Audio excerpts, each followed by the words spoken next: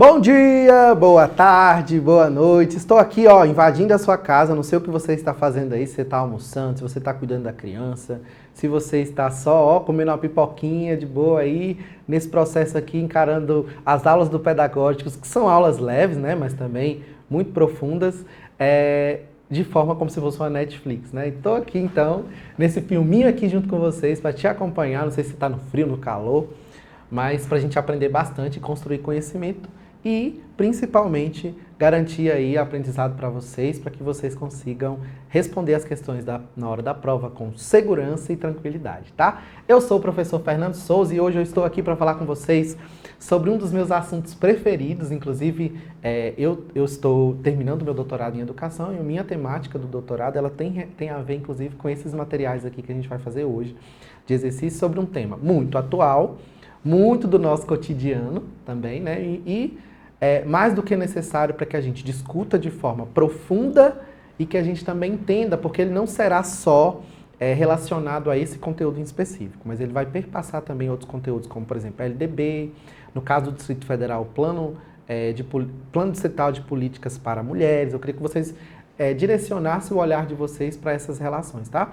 E a maneira como a gente entende a escola no sentido da diversidade e de todas as possibilidades que essa diversidade pode trazer para a gente, tanto positiva, mas de alguma maneira, quando ela é negada, a maneira negativa da gente entender essa diversidade, tá? Então, é esse o conteúdo de hoje. Eu espero que vocês consigam sistematizar. É um conteúdo também muito intuitivo. Então, nós vamos aprender aí de maneira muito tranquila e de muito leve. Mas eu espero, gente, para além do conteúdo aqui do exercício, que eu consiga, de alguma maneira, provocar em vocês reflexões que possam instrumentalizar vocês para as atualidades, porque esse é um tema de atualidades. Então, que eu possa, de alguma maneira, instrumentalizar vocês para que vocês tenham argumentos para defender aí, dentro de uma redação ou de diferentes interpretações de textos sobre essas temáticas, tá? Então, vamos lá, bota na tela para mim, Josiclei. O tema de hoje, então, é Educação para a Diversidade, Cidadania e Educação em e para Direitos Humanos. Seguinte, este aqui é o meu Instagram, travou, peraí. Meu Instagram, @professor Fernando Souza, tá? Esse é meu Instagram, caso você queira se comunicar lá comigo. Seguinte, antes mesmo de começar essa aula, eu quero começar aqui com uma introduçãozinha básica para a gente responder os exercícios. É uma aula de exercícios, tá? Que é a nossa formação social. Verdinho aqui, porque tem a ver com o nosso... não, eu acho que o verde fica ruim para vocês visualizarem, né? Peraí, deixa eu corrigir aqui para vocês. Vamos lá. Vamos primeiro para a nossa formação social. Formação social. Verde não. Azul. Formação social. Encarem esse conteúdo a partir dessa base, tá, gente? Que formação social é essa? São as nossas matrizes. Matriz de formação do povo brasileiro. Quais são essas matrizes? Matriz portuguesa. Vamos por ordem, né? Vamos por ordem aqui, ó. Matriz indígena. Matriz portuguesa.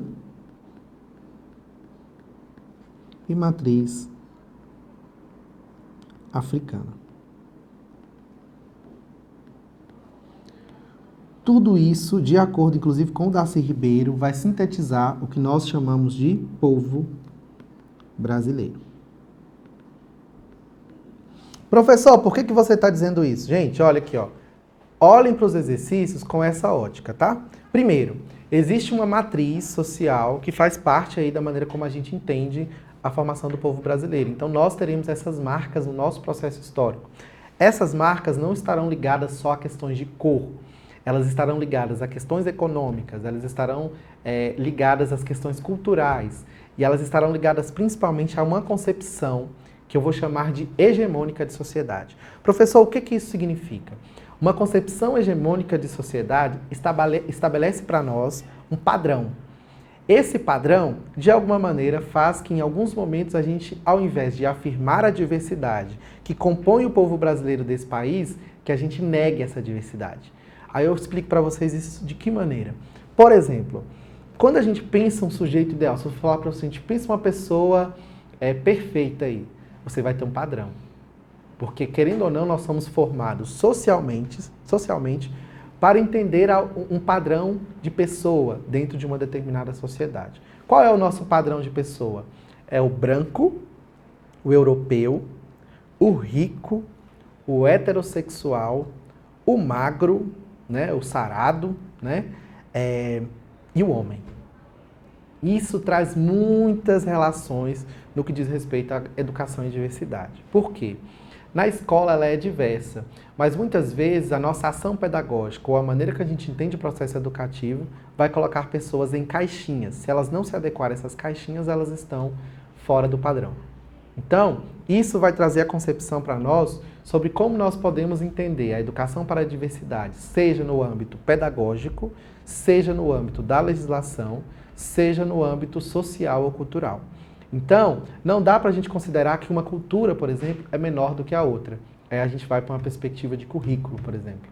Não dá para a gente pensar que a escola está restrita a 4 paredes e que todas as pessoas ali são iguais. Não são. Elas têm diferentes históricos de vida.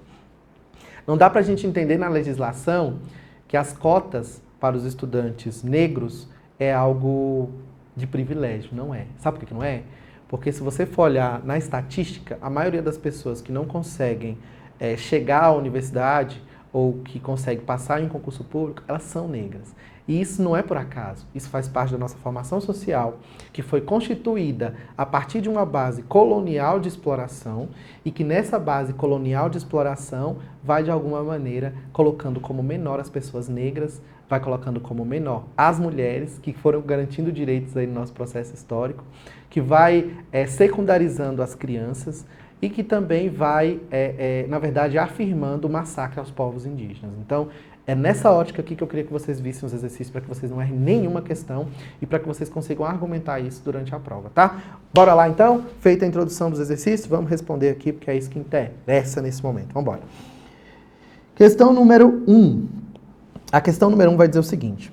O currículo em movimento, elaborado pela Secretaria de Educação do Distrito Federal, é um documento que apresenta os temas, tá? Que devem permear as atividades docentes, pois apontam eixos norteadores de todos os conteúdos científicos a serem abordados em sala de aula. A respeito desse assunto, julgue o item. Então, é só para falar assim, ó, o currículo em movimento, ele está dizendo que esses conteúdos, essas temáticas que eu acabei de falar na introdução para vocês, elas precisam perpassar os outros conteúdos de prova. É a matemática, é a história, é o português, a geografia, tudo. Tudo isso tem que perpassar a maneira como a gente ensina dentro de uma perspectiva de currículo, tá? Aí isso aqui eu quero trazer algumas mediações para vocês. Quais são elas? O currículo da Secretaria de Educação do DF tem como pressupostos quais teorias, tá, gente? Ó, a teoria crítica e a teoria pós-crítica. Não é por acaso e tem a ver com isso que a gente está falando aqui agora, tá? No documento, em análise, a escola deve ser compreendida como um espaço físico no qual se realizam as atividades educativas. E aí? Não, aí a questão fica errada. Professor, por que fica errado? Vou colocar algumas pontuações importantes. Primeiro, a teoria pós-crítica do currículo é para desmistificar conteúdos que muitas vezes foram universalizados como os conteúdos ideais e que desconsideraram as condições econômicas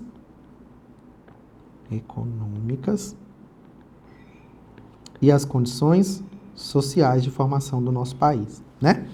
O segundo ponto são as teorias pós-críticas. As teorias pós-críticas vão considerar principalmente as condições culturais. Então é aqui que vai aparecer os indígenas, a identidade, né? Aqui que vai aparecer o multiculturalismo, etc. Então, a perspectiva de currículo dentro de uma lógica pós-crítica e uma lógica crítica. Nessa lógica aqui, a escola não é um espaço físico. Por que essa questão está errada? Ela vai se basear, olha para cá, em um dos trechos mais bonitos do currículo, que vai dizer assim, ó, a escola não é um espaço físico. A escola é um lugar de diversidade. A escola é um lugar de chegadas, de partidas, de desafios, de contradições. Então, traz uma definição linda, que inclusive coloca o Paulo Freire e diz assim, ó, a escola é um lugar de gente. E gente não é igual, né? Gente é diversa. Então, essa questão deixa muita gente em parafuso, né? A escola é um lugar de tempos, espaços e oportunidades, porque essa é a nossa concepção de um currículo que é um currículo dentro de uma educação integral. Então, a educação, a concepção de educação integral do nosso currículo é tempos, espaços e oportunidades. Para isso, nós vamos estabelecer alguns princípios, né? Que é aquele TITI, TDC, os princípios para a educação integral. Ou seja, como que a gente vai formar um sujeito integral dentro dessa escola? Aí são tempos, espaços e também oportunidades. Tá bom? Então, tá aí a questão, para vocês se ligarem nisso, são concepções sobre o currículo e é isso que eles estavam pedindo de vocês. Então, a escola não é só um espaço físico, essa seria uma visão conservadora da escola. Então, a escola é só um lugar que se ensina? Não, a escola também é um lugar de relações, tá bom? Vamos para a próxima questão aí. Questão número 2, também muito tranquila. Nas várias áreas do currículo escolar existem implícita ou explicitamente ensinamentos a respeito dos temas transversais. Então, esse é considerado um tema transversal, tá? Diversidade, cidadania em e para os direitos humanos. É um tema transversal do currículo em movimento, tá bom? Isto é, todos educam em relação às questões sociais, por meio de suas concepções, valores que veiculam nos conteúdos, no que elegem como critério de avaliação, na metodologia de trabalho que adotam e nas situações didáticas que propõem aos alunos. Ou seja, nós, enquanto professores, estamos imersos em relações de poder. Isso vai dizer para a gente sobre como nós vamos ensinar, o que nós vamos ensinar, que é o conteúdo, e como nós vamos avaliar, se nós vamos considerar os diferentes tempos, espaços e oportunidades, ou se nós vamos encarar apenas uma essência imutável e homogênea de sujeito. Então, isso aqui perpassa a nossa compreensão de sujeito. Por quê? Se você não considera esse sujeito na sua singularidade, você não está respeitando esse sujeito no que diz respeito aos direitos humanos, tá? Então, a educação em si, ela tem dois caráteres. Ela pode humanizar, mas ela pode também desumanizar, porque ela pode condicionar um sujeito a querer se encaixar em um padrão homogêneo e de hegemonia, né? Hegemônico, e ao tentar fazer com que esse sujeito se enquadre nesse padrão, a gente nega a diversidade. Muita gente fala assim, mas eu sou a favor das escolas militarizadas. E outro dia eu estava tendo uma notícia que falava exatamente de um aluno negro, olha como isso é forte, gente. Um aluno negro que ele não poderia usar o Black Power dele, porque ele precisava cortar o cabelo para entrar no padrão exigido em relação à aparência da escola militar. Aí eu pergunto para vocês, isso é natural? Falar sobre diversidade, cidadania em e para direitos humanos é desnaturalizar as desigualdades sociais, os preconceitos e a discriminação. Isso quer dizer o quê? A cultura daquele estudante, a sua identidade enquanto estudante negro não está sendo respeitada na escola porque a escola vai funcionar para uma lógica hegemônica. É aquela pessoa padrão, é o corte de cabelo padrão e é um modelo padrão que precisa ser seguido. E isso, gente, é concepção de mundo e isso é concepção de escola. E isso, de alguma maneira, fere o nosso currículo em movimento, tá? Então, só para vocês situarem aí. Então, questão aí mais do que correta, né? Dessa maneira aí que eles estão colocando. Questão número 3. Os temas transversais dividem aleatoriamente toda a prática educativa, que exceptua relações entre alunos, entre professores e alunos e entre alguns grupos específicos da comunidade escolar. Questão errada, né? Porque exceptua seria tirar, né?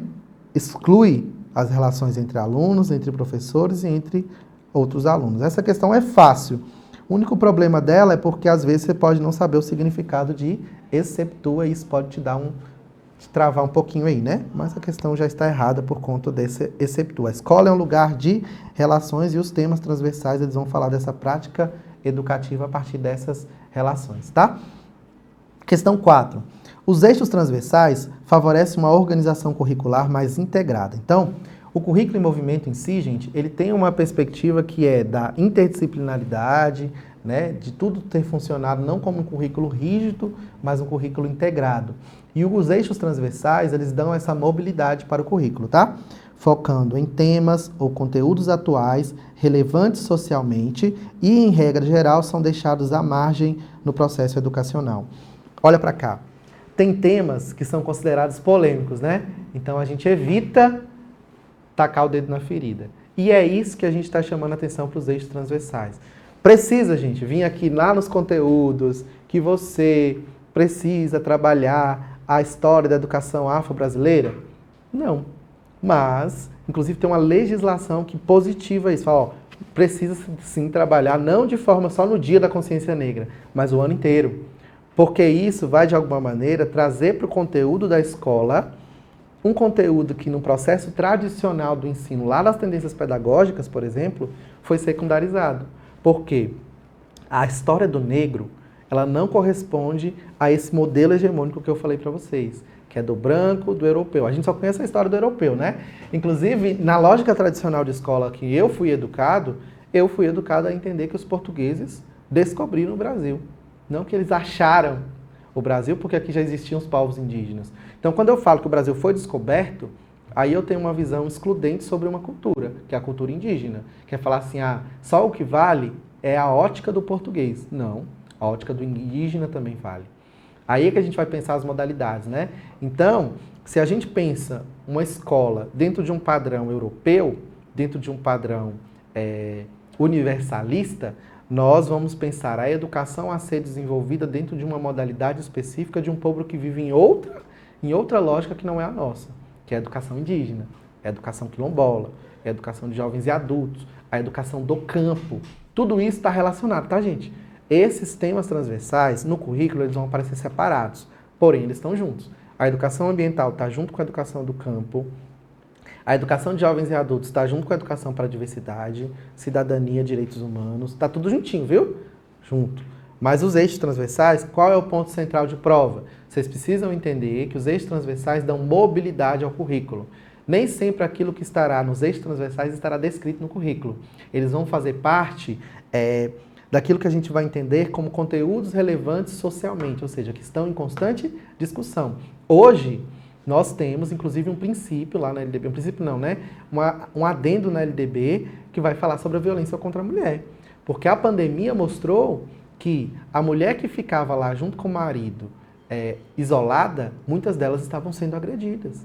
Só que isso fica assim, não pode falar disso na escola. Tem que falar sim, porque a criança precisa saber que existe isso na escola, que existe isso na sociedade, e ela precisa saber se posicionar em relação a isso, tá? Então, cuidado, tá? Com essas temáticas, elas são muito atuais, muito importantes, e elas têm grande chance de cair na prova, tá? Principalmente em tema de redação. Então, eu acredito que vocês precisam se instrumentalizar muito no que diz respeito a todas essas discussões em relação aos eixos transversais, porque elas são mais do que atuais, elas estão aí em diferentes instâncias da nossa sociedade, né, de discussões da nossa sociedade, por essa lógica do que é hegemônico, do que é contra-hegemônico, do que é modelo, do que é diferente, do que é igual, enfim, são várias as discussões, inclusive a questão da mulher. Eu aposto muito também na questão da mulher, tá? Vamos lá para a próxima. Questão número 4, então, está corretinha. Nós não podemos deixar de discutir isso, tá? Questão 5. Ao discutir questões relativas à diversidade, os professores devem evitar abordar as diferenças de orientação sexual. A educação para a diversidade é a realização de uma prática pedagógica que visa criar e executar estratégias com base em uma visão crítica sobre diferentes grupos que constituem a história social, política, cultural e econômica do país. Tava tudo lindo, né? Até falar que tem que evitar. Aí se você vai ler uma questão dessa, se você for ler uma questão dessa em uma lógica conservadora, com a sua opinião, com certeza você erra, né? Porque não tem que evitar, tá? Isso está normatizado lá nos currículos, está falando assim, tem sim que abordar as questões das diferenças em relação à orientação sexual. Isso não quer dizer, lá do Escola Sem Partido, que os professores vão doutrinar e dizer quem vai ser isso ou quem vai ser aquilo. Mas dizer, existe a diversidade e nós precisamos respeitar essa diversidade, mesmo que ela vá contra seus princípios, as suas concepções, tá? É o respeito. Ninguém precisa concordar com nada, só precisa respeitar. E é isso que o currículo está falando, que diz respeito à questão da diversidade, tá bom? Questão 6. A diversidade deve ser trabalhada na escola por meio de eixos transversais, pois eles reforçam o caráter normativo do currículo. Não, eles reforçam o caráter de mobilidade, de atualidade do currículo. Ah, os professores podem trabalhar, por exemplo, a guerra lá na Ucrânia, contra a Ucrânia e Rússia? Podem, porque faz parte aí de um contexto social histórico que de alguma maneira vai informar, inclusive, a história lá no que diz respeito ao currículo futuramente. Então, os eixos transversais, eles não reforçam o caráter normativo, eles reforçam o caráter de mobilidade, de atualidade desse currículo em uma história que está sendo construída o tempo inteiro, porque essa é a nossa concepção do currículo em movimento, tá? Então a questão aí está errada porque não reforça esse caráter normativo, e sim essa mobilidade. O segundo aqui, a outra questão aqui, questão número 7, o tema diversidade deve ser classificado como inclusivo, pelo fato de considerar exclusão social como um fator preponderante na história da educação brasileira. Né? Eu lembro que eu falei lá no início para vocês sobre a nossa base de formação social indígena, portuguesa, africana? Pois é aqui que está falando isso, ó. Cadê? Está falando que a exclusão social foi um fator preponderante, a gente desconsiderou essa matriz por muito tempo. E não é à toa que esse é um dos principais novos blocos de cobrança aí para vocês em relação à LDB, né? No artigo da LDB sobre currículo, vocês vão ver isso aqui muito forte, a violência contra a mulher, a questão da exclusão social, as nossas matrizes que precisam ser ensinadas. Isso aqui, gente, em relação ao LDB, é um dos artigos mais importantes, tá? O artigo da LDB que fala sobre currículo. Então, a questão está mais do que correta. Vamos lá para a questão 8. A educação para a diversidade deve abordar temas como racismo, machismo, homofobia, lesbofobia, transfobia, depreciação de pessoas que vivem no campo, entre outras discriminações a grupos historicamente marginalizados. Por que eles são marginalizados? Grupos que não se encaixam ao modelo hegemônico. Aí eu pergunto para você, você faz parte do modelo hegemônico? Qual é o modelo hegemônico? Primeiro, ser homem. Segundo, ser branco.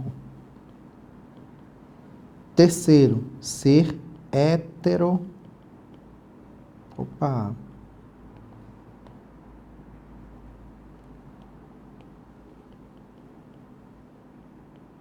Sexual. Quarto, ser da classe burguesa, ser burguês. Posso acrescentar aqui ser magro. Esse é o modelo hegemônico. Você se enquadra nesse modelo? Ah, não enquadra não? Então, de alguma maneira, você vai ser historicamente... Ah, tem o europeu aqui, né? Padrão europeu. Que é o padrão. Se você não encaixa nesse modelo, de alguma maneira você vai buscar ser, se você não compreender que a diversidade existe e que ela não se constitui enquanto pessoa. Então aí você vai ver que a mulher... O que se opõe ao homem? A mulher. O que se opõe ao branco? O negro. O que se opõe ao heterossexual? O homossexual, a lésbica, né? O que se opõe ao burguês? O trabalhador. O que se opõe ao magro? O gordo, né? Então, isso aqui traz um padrão pra gente que, de alguma maneira, vai informar a nossa forma de constituição da população brasileira. Aqui, por exemplo, se você não é europeu, para que eu vou considerar o indígena? Aí tem o povo da cidade, né? Está relacionado à questão da burguesia aí, no que diz respeito a... O que é interessante? É o dinheiro ou é você viver em coletividade? Então, são vários elementos aí que vão informar isso tudo aí que a gente fala sobre a diversidade. Então, a questão está errada, tá? Cadê? Opa, peraí. Ah, sim. Mas são temas restritos para o ensino médio, deixa a questão errada, tá? Porque eu não terminei de ler, né? Aí deixa a questão errada. Eles não são restritos, eles têm que perpassar todos os níveis, etapas, modalidades e assim por diante. Vamos lá para a questão 9. O que caracteriza o cotidiano escolar é a relação entre culturas, a relação atravessada por tensões, conflitos, e isso acentua quanto as culturas crítica, acadêmica, social, institucional, profundamente articuladas, tornam-se hegemônicas e tendem a ser absolutizadas em detrimento da cultura experiencial, que, por sua vez, possui profundas raízes socioculturais. Em vez de preservar uma tradição hegemônica, julgue os itens com o papel da escola. Qual o papel da escola para ir contra essa lógica hegemônica e padronizada que eu acabei de falar aí para vocês, tá? É isso que ela quer saber de vocês. Vamos lá, vamos ver aqui. Primeiro, lidar com a pluralidade de culturas, reconhecer os diferentes sujeitos socioculturais presentes no seu contexto e abrir espaço para a manifestação e valorização das diferenças. Certinho, né? Verdadeiro. Já tá bonitinho aí. Verdadeiro, tá? Silenciar e neutralizar a pluralidade, a diferença, pois se sente mais confortável com a homogeneização e a padronização? Falso. Questão da Consulplan. A Consulplan é uma banca bem crítica, viu? 2021, lá da Prefeitura de São Paulo, ó. Prefeitura de São Paulo, Colômbia, São Paulo. Abrir espaço para a diversidade, a diferença, para o cruzamento de culturas constitui um grande desafio a fim de estabelecer uma tradição monocultural? Falso, né? Aqui você precisa saber que a gente quer uma tradição monocultural, não, a gente quer a diversidade. Ao respeito a várias culturas. A gente não vai conseguir unificar cultura. Cultura é cultura. E elas são diversas. Tá bom? Então, resposta falsa aí. Mas questão boa também. Bem atual, né? Então, bora lá. O monoculturalismo reconhece que cada povo e cada grupo social desenvolve historicamente uma identidade e uma cultura própria. Ótimo, né? Considera que cada cultura é válida em si mesma, na medida em que corresponde às necessidades e opções de uma coletividade. Será que é isso? Monoculturalismo reconhece que cada povo e grupo social desenvolve historicamente uma identidade, uma cultura própria. Isso aí quer dizer o multiculturalismo, né? Não monoculturalismo, porque monoculturalismo é uma cultura só. Então aqui seria multiculturalismo. Onde isso vai aparecer nos currículos? Nas teorias pós-críticas do currículo, a existência de diferentes culturas, tá? Então, a resposta fica errada. Não é o monoculturalismo que reconhece que cada povo tem um grupo social e desenvolve historicamente uma identidade, uma cultura própria. Não. Quem reconhece isso é o multiculturalismo, a existência de várias culturas, tá bom? Então, questão errada. Questão 11, tá acabando. A questão 11 vai dizer o seguinte: as tensões e os desafios originados a partir da globalização contribuem para aprofundar a complexibilidade da questão da centralidade da cultura, fenômeno este que tem ocupado lugar central nas discussões da escola e seus autores principais, seus autores principais, discentes, que são os alunos, e docentes, que são os professores. As questões multiculturais estão presentes em todas as sociedades e adquirem uma dimensão planetária. Assim, as visões homogêneas, estáveis e permanentes são questionadas. Olha que legal, ó. Quem garantia que lá na minha escola, quando eu estudei, que não tem muito tempo, lá em Minas Gerais, eu aprendi que o Brasil foi descoberto. A gente tinha aquele dia lá de falar sobre o descobrimento do Brasil, né? Aí fazia as imagens dos portugueses chegando, os indígenas lá e o português descobrindo o Brasil, né? Então os indígenas eram invisibilizados. Hoje não, olha pra cá, ó. Hoje a gente vive a cultura do mimimi, né? Que não é assim que fala? É a cultura do mimimi. Não, não é a cultura do mimimi. É porque antes as pessoas não eram incomodadas em relação a esses questionamentos. E hoje a gente está sendo formado, tem uma nova geração, né, entre aspas, sendo formada a questionar todas essas desigualdades, sendo formadas a questionar tudo aquilo que até determinado momento a gente só naturalizava. Antes era natural, né? Falar do cabelo da pessoa negra. Antes era natural falar que existia, você tá gordo, gorda, não sei o quê, e questionar isso. Antes era natural você discriminar as pessoas, matar as pessoas, e a gente ainda faz isso, né? A gente, que eu falo assim, a sociedade, né, gente? Que nós fazemos parte da sociedade. E isso é algo que hoje a gente está questionando, e isso traz várias funções para a escola, tá? Então, questão aí, ó, certinho. Questão número 12. Um tema dentro da educação tem sido atualmente abordado e é a relação do respeito à diversidade no ambiente escolar. É fundamental que o respeito à diversidade seja estimulado desde os primeiros anos escolares, para que a cultura de que todos são iguais, mas sem anular as diferenças. Ou seja, ó, todos nós somos iguais enquanto pessoas humanas, mas ainda assim nós temos as nossas diferenças, tá? Então, questão aí, ó, corretinha, bonitinha. Vivemos em um país e um mundo marcado pelo pluralismo de etnias, identidades, subjetividades e representações. Nesse sentido, o papel do professor é trabalhar a partir de um mesmo referencial cultural com todos os educandos. Jamais tem que trabalhar com um referencial diverso e que respeite essa diversidade. Vem cá comigo. Ponto de síntese desses exercícios, né? Cuidado na hora de responder esse tema. Esse tema é muito fácil, porém, na hora da prova ele vai te colocar em questionamento sobre as suas opiniões. E muitas vezes a sua opinião ela pode prevalecer a uma lógica progressista que a gente entende a escola, progressista do que a gente entende um eixo transversal que se chama educação para a diversidade, ou seja, não é a educação que vai entender nós numa perspectiva homogênea. Cidadania, porque cidadania é você saber que você não vive sozinho, saber quais são os seus direitos e como cobrar esses direitos e reconhecer o direito de outras pessoas. E direitos humanos, porque a escola nunca, jamais, never poderá ferir os direitos humanos, e muito menos você, tá? Então, muito cuidado com isso, respeitem isso, a educação especial também aqui é muito importante, e acho que isso consegue, de alguma maneira, instrumentalizar vocês, e eu acho que eu chamo a atenção aqui para a questão da mulher, viu, gente? Nós temos um plano distrital de políticas públicas para mulheres, e nós somos um dos países que mais mata mulheres simplesmente por serem mulheres, que é o que a gente chama de misoginia, né? Então é aquela lógica de que o homem, ele sobrepõe a mulher, então ele tem controle sobre ela, porque a nossa cultura ela é patriarcal, capitalista e baseada num sistema social também que é o chamado de racismo. Tudo isso, gente, tá separado não, tá? Tem questões aí muito relacionadas a gênero, a raça e a classe. E vocês precisam estar se ligados nisso para se instrumentalizar e conseguir construir argumentos e responder esse tipo de questão, tá bom? Um grande beijo e a gente se encontra.